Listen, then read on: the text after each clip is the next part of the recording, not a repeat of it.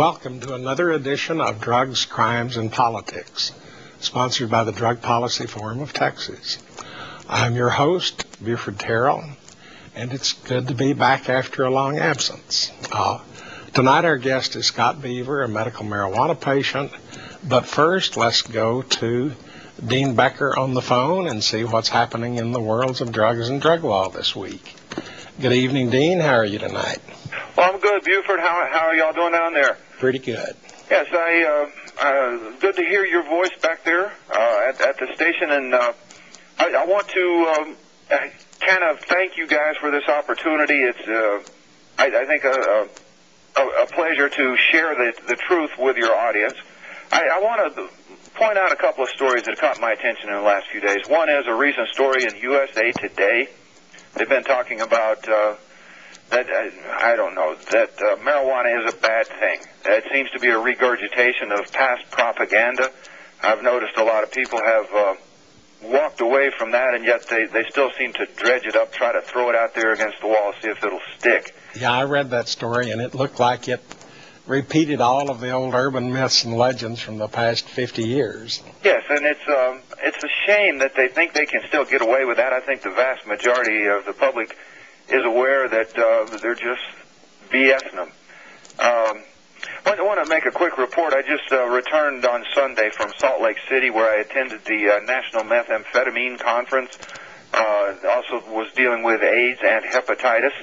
A lot of talk about its involvement in the gay community, the attraction to various ethnic communities, and to heterosexuals as well, and how the government seems to create a lot of hysteria over a drug that really doesn't kill anyone directly, that it's through perhaps long-term abuse or even the contaminants from the Nazi meth, the stuff that's brewed in the bathtubs, and the fact that it often, through its use, leads to using shared needles, which leads to hepatitis and AIDS cases, and how necessary it is to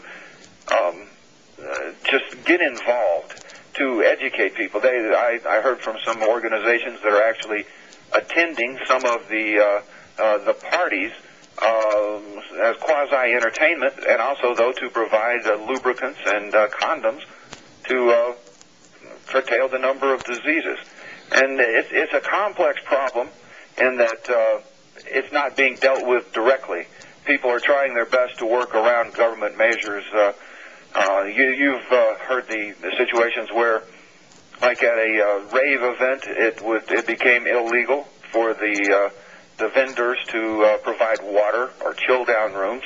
That was seen as means of harm reduction, and therefore harm reduction itself became a reason for an arrest, of perhaps a reason for a conviction and time behind bars by providing harm reductions. And that's a lot of what that organization did out there. In fact, that's their name, Harm Reduction Coalition, and they stand for, I think, just education more than anything. It was a great event.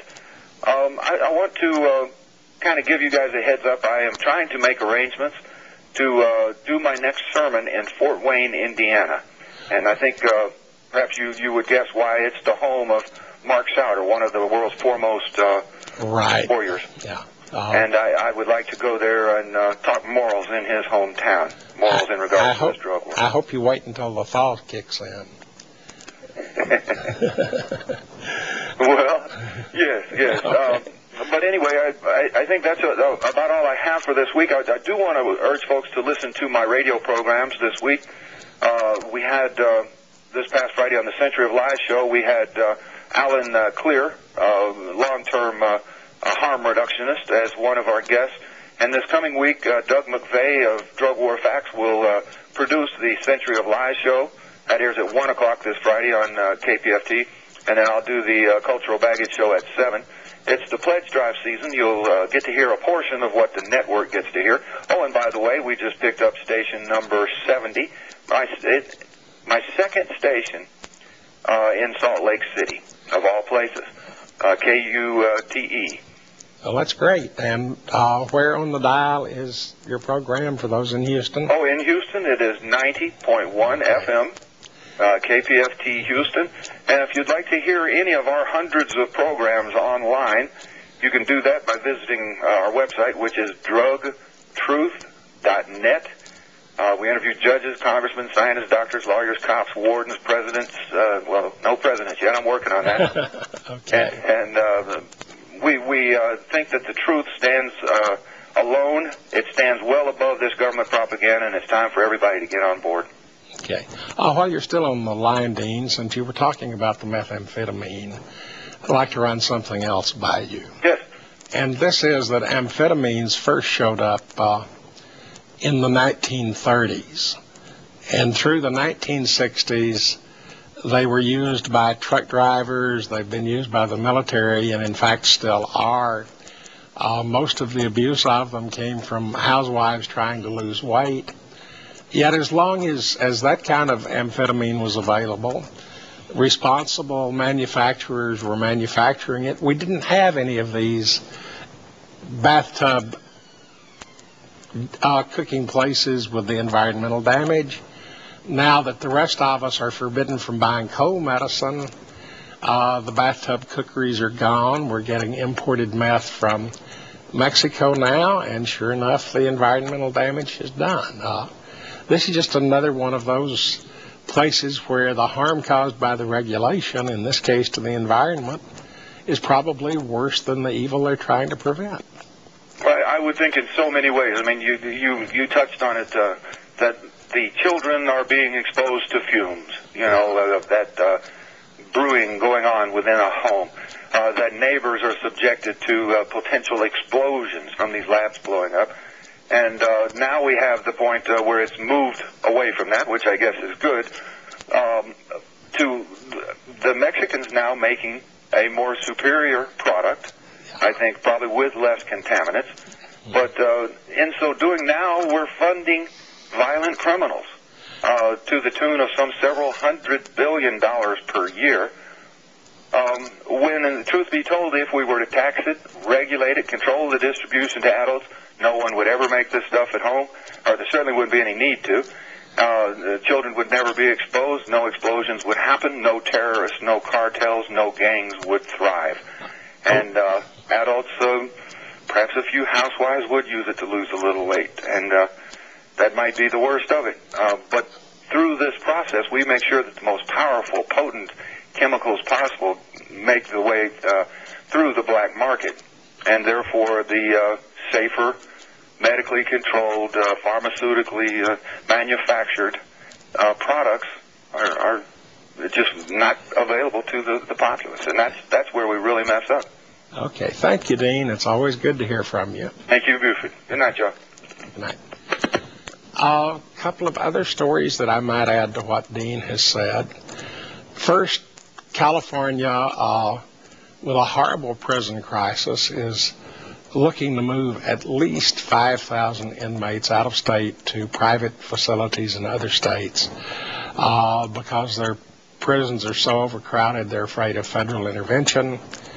The state of Texas is talking about building another 4,000 prison beds to add to our already overgrown situation. Now, 2 sessions of the legislature ago, prisons in Texas were costing us $2 billion a year. 4,000 additional beds is really only about 3% of the prison population. And, I think there are probably 3% of those in prison. They're for nonviolent crimes, they're for drug offenses that really don't need a $30,000 a year secure bed. It's time to quit being hard on drugs and instead start thinking smart about drugs and crime. So let's see if we can't do something along that line. The other is North Dakota this week issued its first state licenses for farmers to grow hemp as a commercial crop. Now, these men will still have to get permission from the federal government and the DEA, which is probably somewhat unlikely. But here, once again, we have a large international business, a crop that's grown in many places, including Europe and Canada, one which we export as fiber, hemp seed oil, and sterilized hemp seeds for bird seed, yet we're not allowing our own farmers to grow it. So just a couple of other stories along the line. Now, our guest tonight is a medical marijuana patient. He's been around Houston for a while. He's gearing up for Lobby Day in Austin, which is coming up shortly. So I want to welcome Scott Beavers tonight. How are you, Scott? Thank you. Okay, so you're going to Austin in a few days. Can you tell us a little about that? Well, it's February 21st. Other people would know it as Ash Wednesday. There's a medical marijuana bill they're going to file. Of course, there's also the Hinchy-Rohrbacher bill that's all been around forever. We've been trying to pass. There's schedules, I believe, on the website. Which website is that? The Normal and the Texans for Medical Marijuana. Okay. Which should be texansformedicalmarijuana.org. Okay. They want everybody to register, anybody that might be going, by February 15th, which is a week away. Well, when you get to Austin, then what do you do? Well, hopefully talk to the representatives about their views, or give them our views and see what their, how they feel about voting for the different amendments. I don't know if if they even have the amendment ready yet. Right. I know the Hinchy-Rohrbacher, that's one that, to ask about. And Hinchy-Rohrbacher would do what? Take the funding away from the DEA and certain other organizations for their supposed drug war. Okay. Let's just say it's a drug on citizens. You can't have you can't have a war on an inanimate object. Right. And what else? They say maybe 100 people show up every year, and we split up into small teams of 10 or so. Yeah. And then hopefully they've set up appointments with certain representatives, especially the ones that would hopefully be on the swing vote or something, that they think we can persuade. Yeah. And in Austin, then you're pushing for a state medical marijuana exemption again this year. Right. Is there a sponsor for that yet, or? They have one, but I don't know if it says here who it is. I know she told us about it, but Yeah. I didn't bring my notes from the last meeting. Okay. Well, of course, one of the problems there is the legislatures have always objected that even if we have a state exemption, it's still against federal law. So just like in California, they voted it legal a couple of times, and the DEA still goes out there every once in a while and arrests people, that have been deputized by the county. So, Yeah, it sounds to me like the feds are arresting more than every once in a while in California. It seems to me. They're still shooting people too. They're not just arresting ongoing them. barrage, especially on growth co-ops. And I mean, what is it? The Canna Bible 1? They talk about Dean Corral and his garden and show a bunch of pictures of it. What they don't, the book was printed before he was shot to death by the DEA in a raid, saying that he had fired on a helicopter. But it's like 30 people live on the farm, and nobody saw him, shooting anything. But the law enforcement doesn't act, and they don't react. They usually overreact. So. Yeah. Well, the thing is, the DEA in particular is such a large organization now, has so many people and so much budget that it just keeps rolling like a steamroller. Who set it up? The present administration is ancestor to it, right?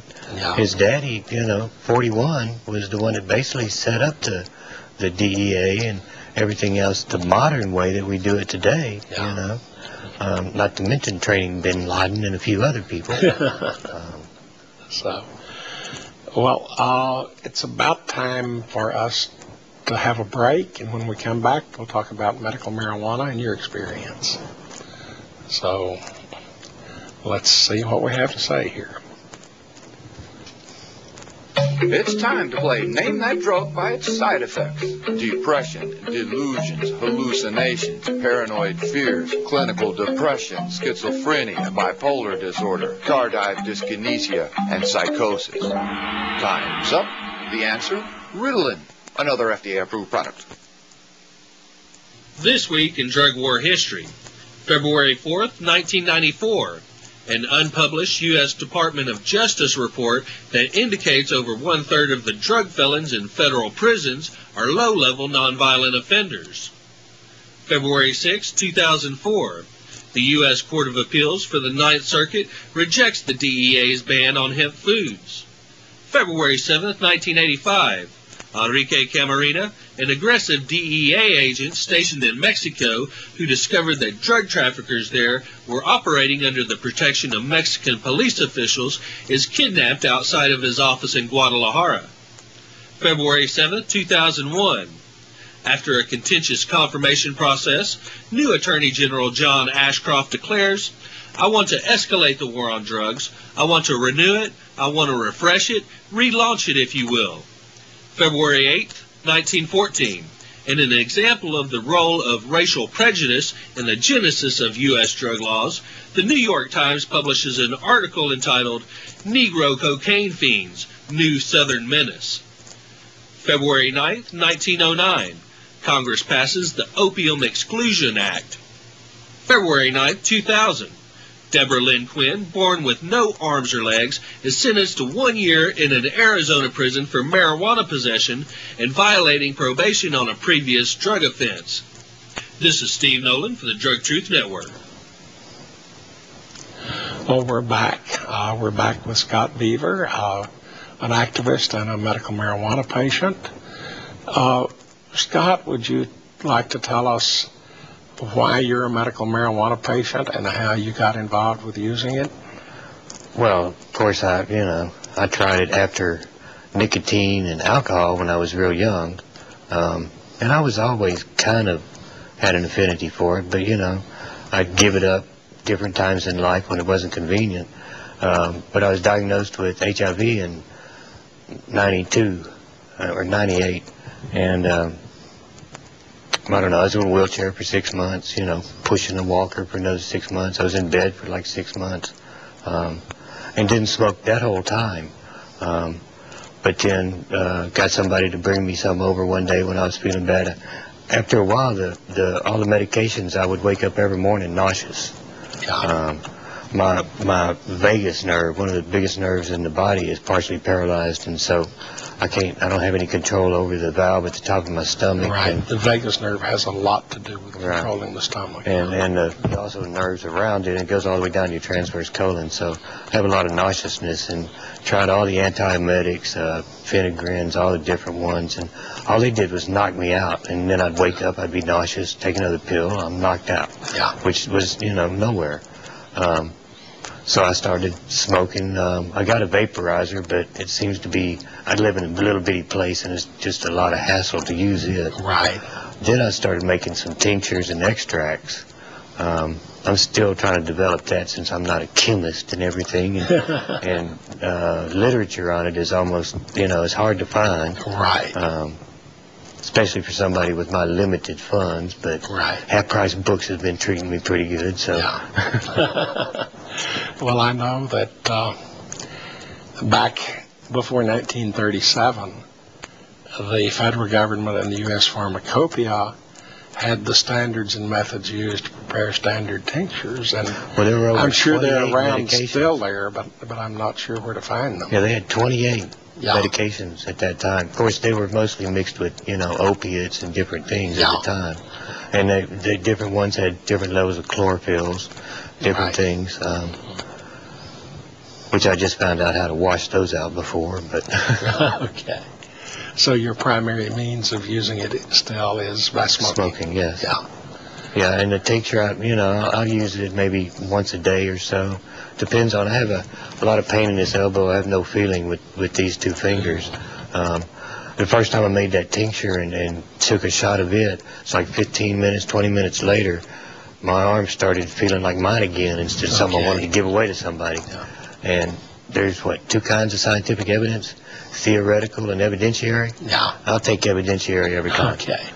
Well, I know in the old days, the complaint was that most tincture preparations, since marijuana is an oil-based drug, it was hard to maintain any kind of standard dosage on it. Well, for one thing, you don't have a steady supply of the same plant. Right. You know, you're getting, one time it might be lime green, one time it might be red. Yeah. You also have to be careful of whether they flushed any, if they over-fertilized, different things, especially smoking, Right. I had trouble with that. Until I read a book, I didn't realize what had been bothering my gut, but it was like this book and my gut were corresponding, Okay. And it explained that, if it won't burn right, and if you have to knock the ashes off of it, they're hard, then there's probably some kind of fertilizer left in there.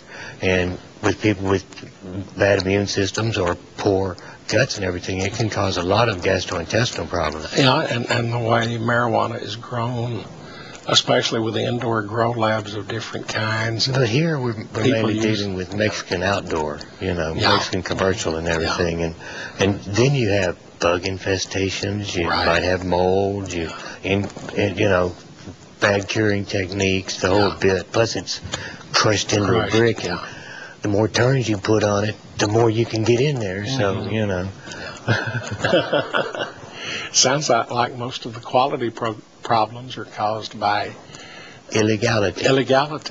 Yes, well, it's the same old story that the punishments and the harm caused by the supposed harm reduction techniques of our government only cost more. Yeah. But there's always been doublespeak. Isn't that something from George Orwell in 1984? That's exactly right. And people say that Goring and Hitler developed the big thing, the big lie, right? You say it louder and you say it more often. But Right. I think they forgot history. The Romans started that way back, I think it's been used forever. Since man been here, yeah. Yeah. So, well, do you know or have any idea how many medical marijuana patients there are in Houston? It's like I was saying earlier about the petition. They have polls that say 68% of the people would vote for medical marijuana. But if you put a petition in their face, about 8% will sign it.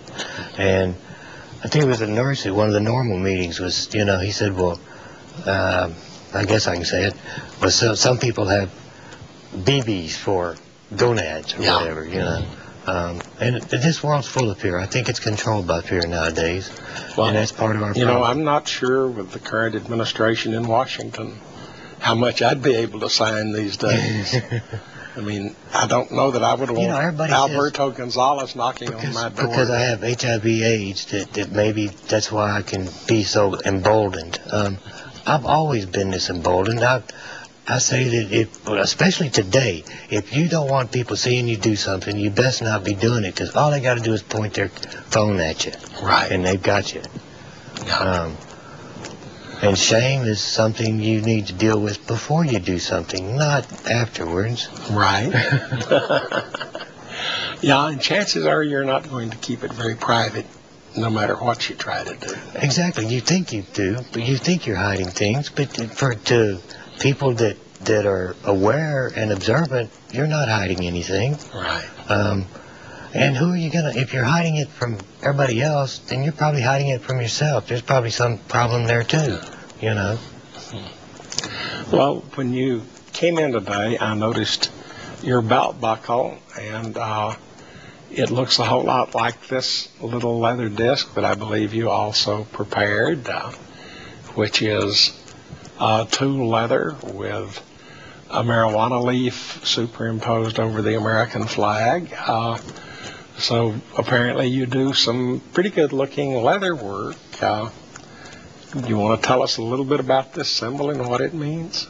Well, America is the one that basically twisted everybody's arm to sign the drug conventions and everything that basically keep it illegal in all the other countries, because a lot of other countries would legalize it if we just take our thumb up off of them.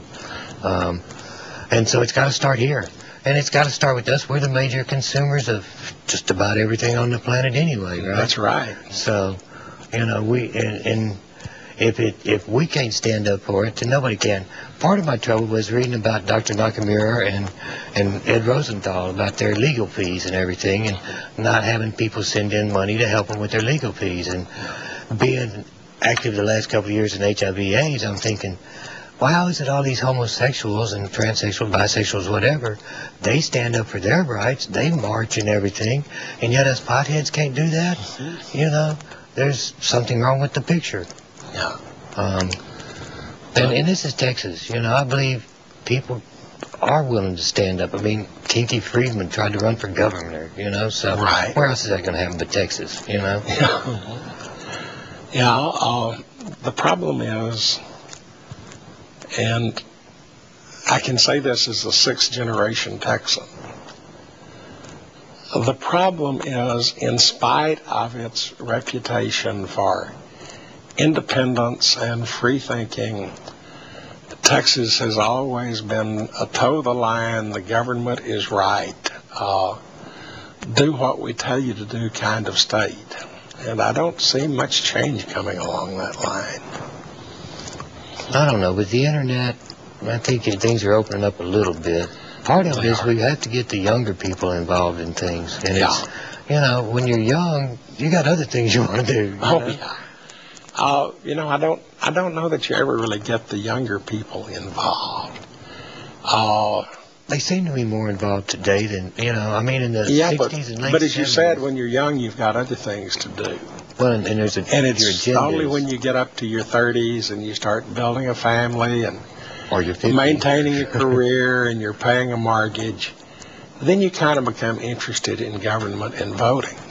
But if you take the 20-year-olds and teach them right, then when they do start voting at age 30, they'll vote the right way. You know, there's a time lag there, but they still get involved. Yeah, like you say, education. Yeah. You know? But that's part of the trouble with our education now. People say you don't talk about sex, religion, and politics. Well, the rest of it's basically unimportant. That's right. So. Yeah, and when you take something like a rave drug or marijuana, which kind of gets you involved with sex, politics, and religion all at the same time, you really are stepping on some fingers. Well, you know, like talking about the education, if they knew the real truth about everything, of course, then are you going to believe them? You know, I mean, the old saying in the 60s was, don't believe anybody over 30, right? Yeah. But, you know, if we tried to be truthful about what was out there, but then some people think truth is relative. And with that attitude, where can you go? Well, the problem is most of us, and I'll include me here most of the time, are so lazy we don't really want to think about anything. We'd rather have an answer given to us. But more and more I'm adopting as my own slogan that if you can fit it on a bumper sticker, it's not really an answer. It's a question. Well, it's not even really a question. I mean, most of life just cannot be simplified to 3 or 4 words. I know a cliche that pretty much simplifies that part there, though. Yeah. Exercise your body, your rights, and your mind, because if you don't, you might lose all 3. Yeah, and I think that I've been looking a lot lately at what I think is the most important paragraph ever written, which is the preamble of the Constitution. Okay. Which starts out by saying, we the people do establish and ordain this Constitution, among other things, to protect and preserve our rights. I mean, rights and freedom are not something that were given to us by anybody. They're something we've reached out and grabbed for ourselves, and we've got to fight to keep them. It's time to take another break, and we'll be back with Scott Beaver again in a minute or so. Freedom.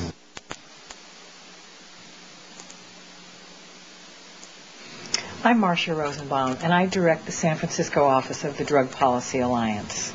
Now, I want to ask you young people a question. Have your parents had the drug talk with you? If they have, I hope it's been productive. If not, I would suggest that you open up the drug talk with them. It's a very, very important talk. And we at the Drug Policy Alliance, through the Safety First Project, have materials that can help you open up the drug talk with your parents. And particularly a brand new booklet called Safety First, a reality-based approach to teens and drugs. Now, in this booklet, your parents will get lots of advice from a reality-oriented parent, me, about how to talk to you about drugs. Basically, there's 3 key issues. One is communication. You want to keep this drug talk going for as long as you can, probably for as long as you have a relationship with your parents. It never ends. There's always issues. So communication. Next is honesty. We've got to be honest with each other.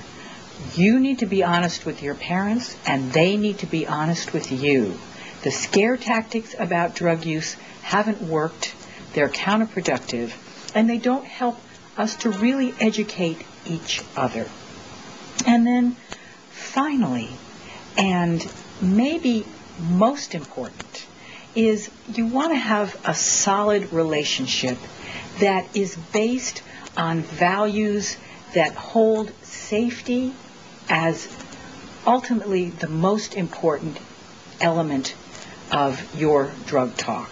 Safety is really the bottom line when it comes to how we should handle the issue of alcohol and other drugs. So I urge you, open up the drug talk. If you're a young person, open it up with your parents. If you're a parent, open it up with your kids. Go to www.safetyfirst, and you'll find lots and lots of resources there. And good luck. Thank you.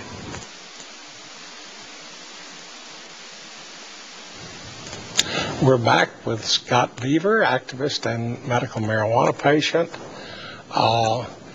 And he and I have been having a very interesting dialogue tonight, but it can be even more interesting the more people that join in. So pick up the phone and call us live, and we'll put you on the air and let you join the discussion too.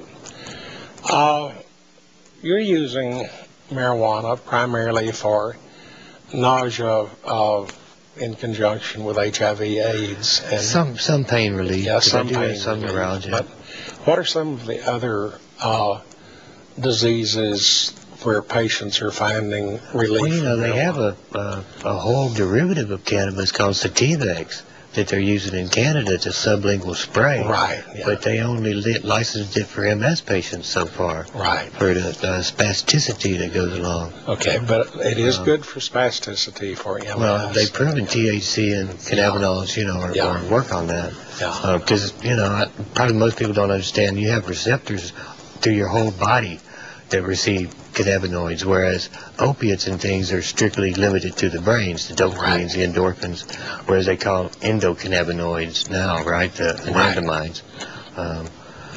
But, yeah, mainly in the smoked form, because when I wake up in the morning, at first, I was taking 2 medicines. One of them was the original AZT, you know, and that one was real rough on me. Yeah. So. But multiple sclerosis, glaucoma, lower eye pressures. Right. That was actually the first disease recognized by the old federal compassionate care program. Right. Well, you know, they still make some in Jamaica. They make the product from cannabis for glaucoma, but it's not legal here in the United States. Right.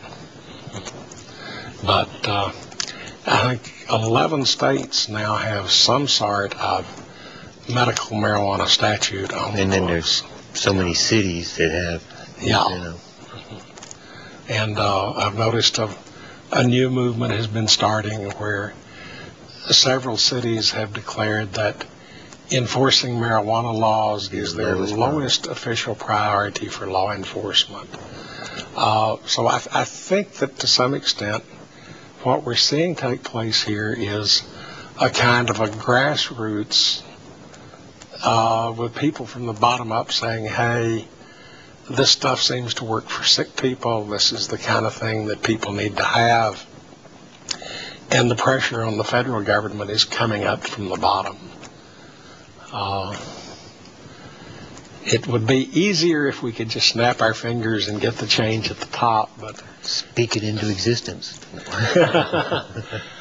Well, I know Dennis Kucinich, who is chairman of one of the senatorial House committees with jurisdiction, has said that he will introduce an amendment that would recognize state medical marijuana laws as far as the federal law is concerned. That'd be a big start.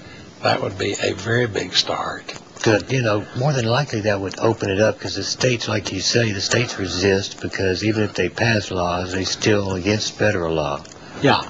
And also there's, you know, monies there involved there. I mean, that's every time I mention something about legalizing marijuana, everybody always talks about money, you know. Well, the funny thing is, to a very large extent, a lot of the money would go away. I think they would make money. The money that could be made off of it, not to mention the money saved from all the prisons and justice not only system the and prisons, everything. it's what the patients have to spend. Right. Well, I also take Marinol. Yeah. And I was getting that at Walgreens for like $640 for 60 of them. Now, Marinol is the synthetic THC. Called dronabinol, Yeah.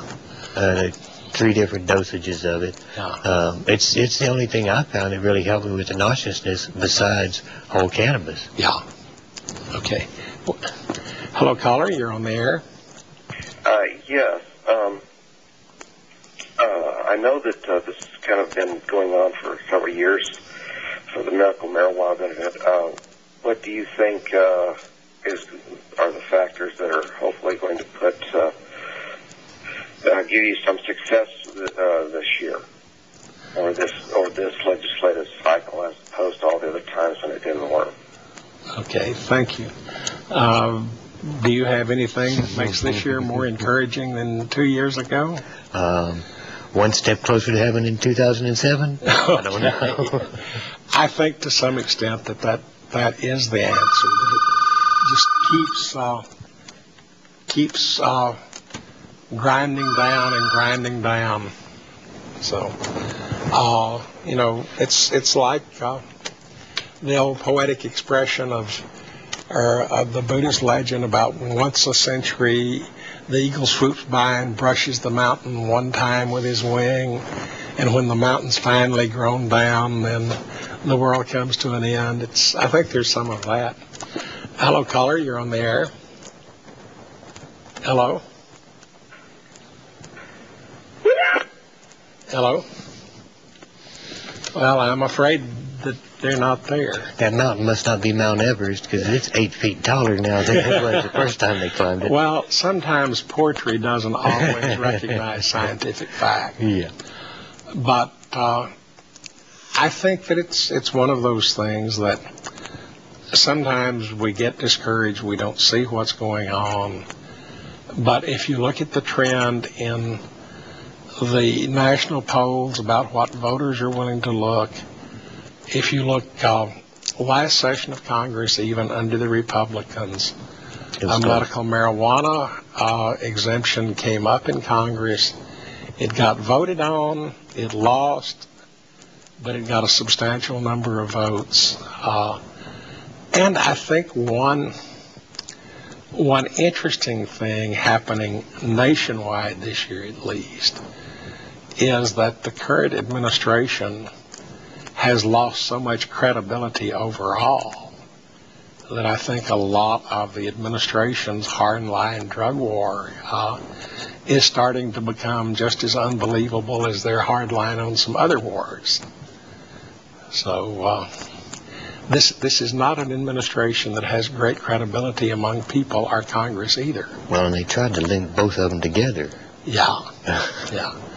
Well, they did link both of them together. And if you think about it, Willie Sutton, the great bank robber in the 1930s and 40s, was once asked why he robbed banks. And he said, that's where the money is. Yeah. When Stalin was leading the early stages of the revolution against the Tsar, and he needed money to support his rebels, he robbed banks. Now, right now, if you're Al-Qaeda or the Taliban and you need money to support your operations, you go where the money is. And since opium is illegal and heroin produces obscene amounts of money, then naturally the Taliban and Al-Qaeda are going to peddle heroin. But this was what we were talking about earlier, about the money involved. One of my favorite examples has been that if you go to the grocery store and you buy an ounce of tea in tea bags, it costs 99 cents. If you buy cigarettes in a pack of cigarettes, which is slightly under an ounce, and pay all of the taxes involved, it's less than $5. What does it cost to buy an ounce of marijuana these days? Depends on the just regular street quality. Yeah, $50 or so. $50 and up, and it hundreds of dollars an ounce for some of the good quality. Right. Well, $100 a quarter for the good quality. Yeah. And we were talking with Dean about amphetamines. They're some of the cheapest medicines in the world to produce. Well, the way I understand it, you can make it in your bathtub with Vaseline, but it'll give you some shakes like you don't want to have. But legal dextroamphetamine, which has the same effect, you can manufacture pills literally thousands for a dime. Yeah. Now, think what it would mean to the medical marijuana patients in this country if they were paying $2 or $5 an ounce instead of the $50 to $100 to $200 an ounce. Think what it would mean to... Well, see, there you go to the crux of another problem, whether laws against growing it yourself and different things, because then it wouldn't only cost you your time and, maybe some investment, but... One of the problems I have there is, first, I'm very lousy about growing anything. Well, people buy tea in a pitcher now in the store, so they're not going to grow it themselves. If they can't even make their own tea, then they're not going to grow a plant. The only 2 times I've tried to grow plants, they've died. Yeah. And if someone is diagnosed with a cancer, they probably don't have enough time or the energy to plant and the plants and take the 60 to 90 days before they've got any bud that they can use. So to some extent, I think the grow it your own for a lot of people really isn't a realistic solution. For some people, and for someone like you with a chronic disease and the long-term haul, growing it yourself might be an ideal way to do things. But I read all the magazines and talking about clones and, cannabinol profiles and different things as far as how it works on nauseousness and pain and different studies that different people have done on their own, basically non-scientific, but, I feel like, I could grow a strain for each little thing that I wanted to use it for. To help with sleep, and I'll admit it, I still like to get high, too. I don't say high, but stoned, Right. Really, do you get high off marijuana, or do you get stoned? It's like I'm a rock, let it rain, or something, No, I think of high as more what happens if you're on amphetamines and cocaine. Right, so, and LSD or something, No, it's funny, the different words people use to describe the experience. Well, they say the devil's in the details. Yeah. Devil don't want you to know the details. But there's a big difference between being stoned and on a trip, or wigging, or rolling, or getting high. I think the people that do these things have pretty well built vocabularies that do a good job of explaining what they've done. Yeah. Oh, yeah. And stoned is kind of like it, because basically most of the time while someone's stoned, they may sit around, they may want to listen to some good tunes, they may want to eat, but hey, they're not going to get up and dance, they're not going to go out and race cars, they're not going to get But see, there are fights. certain strains, I don't know about the fights, but doesn't get you, where you feel like doing something, instead of just sitting there. Yeah. But then there's the zombie stuff too, so. I suspect the strain that makes you want to get up and do something probably is a strain that depresses your depression and somewhat lifts your don't wanna rather than they know now that it does not just work on the cannabinoid receptors in the brain that they found, but it also works on the opioid receptors. Okay. It's time for another break. So let's see what Steve has for us, and then we'll be back to join you in just a couple of minutes. Prohibition does not compute. I am an agent for the Universal Common Sense Agency. We have studied your policy concerning marijuana and are perplexed. Let me show you what I mean. In study after study, there has been no overdose deaths from marijuana. And while the cost of human life was zero, the costs in dollars are astronomical. Marijuana prohibition does not compute. Support normal and help stop the reefer madness. To help end marijuana prohibition, go to HoustonNormal.org. We meet on the third Thursday of every month. See you there.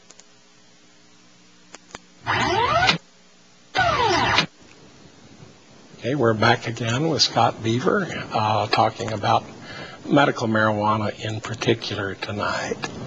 I know we've got a Texas medical marijuana organization. Are there any nationwide organizations that focus on medical marijuana as such? I mean, NORML wants to legalize the whole thing. Drug Policy Forum is much broader, but looking just at the medical marijuana. Well, there's MAP, MPP, the Marijuana Policy Project. Yeah. And then MAP is that part of them or? No, MAP I think is the psychedelic research organization. Okay, and they're the ones doing a lot of research into ecstasy, among other things. Well, when the man first invented it, he called it window. It was supposed to be the window to your soul and all that, A real MDMA, when you say ecstasy, people today, they don't really know what they're getting. Cocaine-based, heroin-based, Well, that's another problem with making the drug illegal. Yes. Is that when you go to a club and you buy a couple of pills, you don't know what's in it. It could be anything from floor sweeping to heroin. Well, what Dean Becker says it about marijuana. Be careful. You don't know what might be in that bag, Yeah. And I know there are at least places around this city where some people soak marijuana in PCP before they smoke it or sell it. And I can remember back when I was young, we used to bury it in the ground so it wouldn't mold. That's how much we knew about it, And I know for years a bunch of teenagers used to soak it in formaldehyde, and that I never could see, because formaldehyde may make your lungs burn and may make you feel like hell, but it doesn't have any kind of psychological effect. After 9/11, when they tightened up on the borders and everything, the street marijuana got so bad around here, it was like lawn clippings. And, medicinally, I don't need that. No. If you've got a habit, you just have to have something to smoke, and go ahead, but that's not something for me. Oh, has any of the marijuana from California or Kentucky, say, been moving through the interior of the United States to replace Mexican weed? I really couldn't say. They say that, over 60% of the marijuana consumed is homegrown now in the United States. I don't know. I know they're saying that it's now. I think those numbers are skewed by California. Probably. They're saying it's now the fourth largest cash crop in the nation. Right. Well, you know, I had a friend in the 70s who used to drive up to Kentucky and Kansas and all that, and he'd cut it down on the sides of the railroad tracks. It was all that ditchweed. Well, it was hemp, basically. Yeah, but that ditchweed. And he'd bring it back, 16-foot stalk sticking out the back end of his Ford pickup with a tarp thrown over it. The funny thing is that ditchweed is what. And then we drive over at Third Ward, and he'd sell the whole truck for like $500, And then hopefully the black people would let us out of town before they smoked it, right? Well, someone once told me that when you're smoking hemp or ditchweed, that to get stoned, you'd probably have to have a joint about the size of a telephone pole. Oh, yeah. And you'd probably get sick long before you got high. Oh, yeah. Well, some of it, you could see some of it had some little buds on it. Yeah. And if you were careful to pick off whatever. But yeah, mostly just a headache and a sore throat, And the funny thing is, most of that wild ditchweed came from the federal government in World War II. And they've had plenty of programs trying to eradicate it. After they outlawed Jack Harrer, they wouldn't even admit to it. He had to dig through all the archives and everything to come up with their movies about be patriotic. And the directive about, doing it. But after World War II started and they couldn't get to the Philippines, Manila, right, to get different kinds of fibers for rope from the Philippines, they all of a sudden reversed themselves on the don't grow hemp, and it became your patriotic duty. And that's why Missouri in particular has so much ditchweed. Well, anywhere you see hemp, Hempstead, Hemp Hill, those used to be hemp-growing towns, hemp-growing regions. Yeah. And it was a major crop. I mean, if you look... Well, put it this way. You made your jeans out of it. They lasted you 20 years or something. Yeah. Then they were rags for 10 years. Mm-hmm. Then a guy came around and bought your rags, and it was turned into paper. And all the books written in this, or the last century, are going to disappear in the next 15, 20 years. They're just going to disappear from the acid in the paper they were put on. From the wood paper. But through the entire 19th century, all of American money was printed on hemp paper. Right. I thought it still basically was. I really don't know. No, it's a rag paper now. But they've added the silk threads and all of the anti-counterfeiting stuff. Right. I think probably they moved away from hemp paper about the time they outlawed hemp. But, Declaration of Independence was drafted on hemp. So, well, back then, you paid your taxes with it. Everybody, if you had so many acres, you had to have so many acres planted. Every old sailing ship would have miles and miles of rope Talking about and Bush, sails. number 41, when he bailed out of his plane, the rigging on that parachute was all hemp. The stitching in his boots was all hemp. Yeah. But every one of those sails and every one of those ropes on the old sailing ships was hemp. In fact, the word canvas itself is nothing but the Dutch word for cannabis. Yeah. It used to be. Nowadays it could be almost anything. Yeah. Canvas wagons, that was all hemp. Yeah. But we've come a long way from there since then. Most people don't realize that it's the longest, strongest natural fiber known to man. Yeah. They've come up with some synthetics now, but they don't hold up to the weather. Although the funny thing is, one of the problems I've had doing some of my research is that if you go back over about 150 years, a lot of writers use the words linen and hemp interchangeably. And lignin. And when you read them, you really don't know whether they're talking about linen from flax or linen from hemp. Did they know what they were talking about? Yeah. Because they say, I don't know that much about textiles and everything, but they say you just about have to have a microscope to be able to tell them apart, between some of them. Yeah. And hemp, most people think rough rope and everything. It was also used to make lace and things too. It can also be a fine, stretched out to a fine fiber. So, and it softens up after washing and use. Yeah.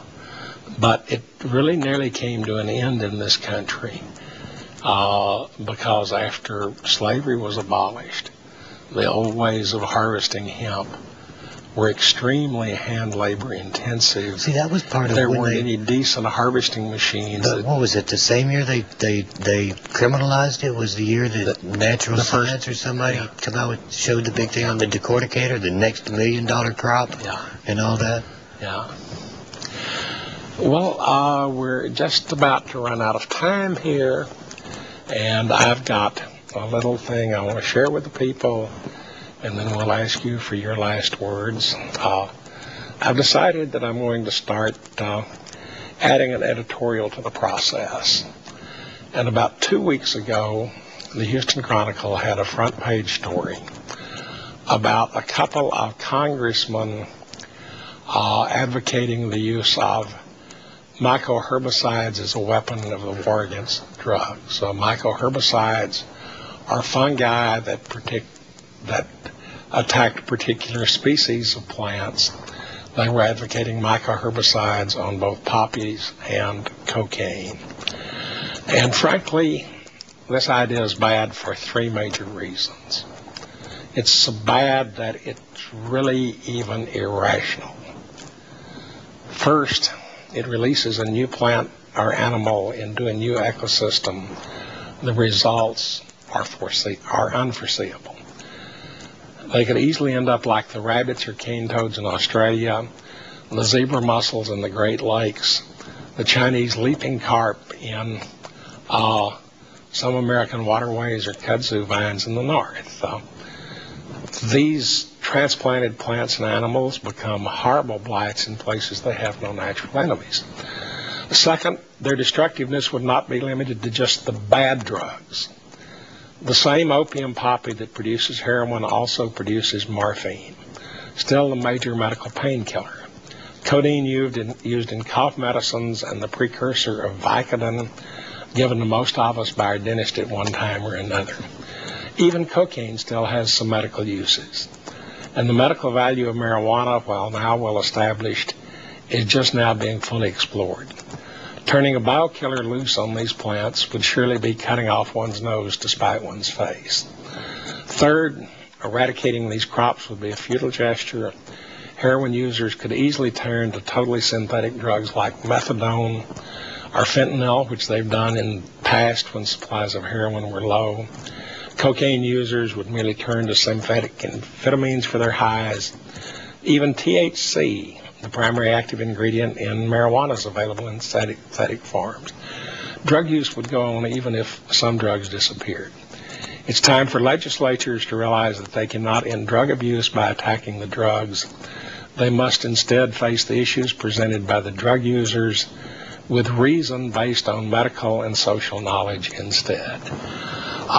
You want to remind us of the lobby day in Austin in 2 weeks? Right, Ash Wednesday. That's February 21st. And they have a schedule. It starts at like 9:30 in the morning to meet at a conference center on Congress Street, which I suppose is right in front of the Capitol. And the website people can go to the TexansForMedicalMarijuana.org. TexansForMedicalMarijuana.org. Okay. And glad you could join us tonight. Thank you for having me. Hope that we have shed some light on some issues. And for those of you out there, please do call us when we're on the air. But remember, while we like your calls, the important calls and letters for you are to your employees, your servants, your elected representatives who should be working in both Austin and Washington for your interest, not those of their party bosses or the lobbyists. Thank you and good night.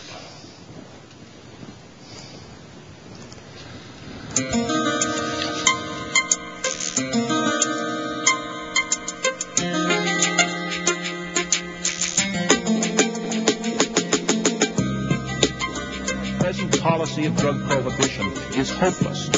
It is hopeless. It will never get better. Literally, victory today is being defined as slowing down the pace of defeat. We ought to listen to science and medicine when it comes to whether marijuana or any other substance has a medical benefit. The fact that marijuana is a less dangerous drug.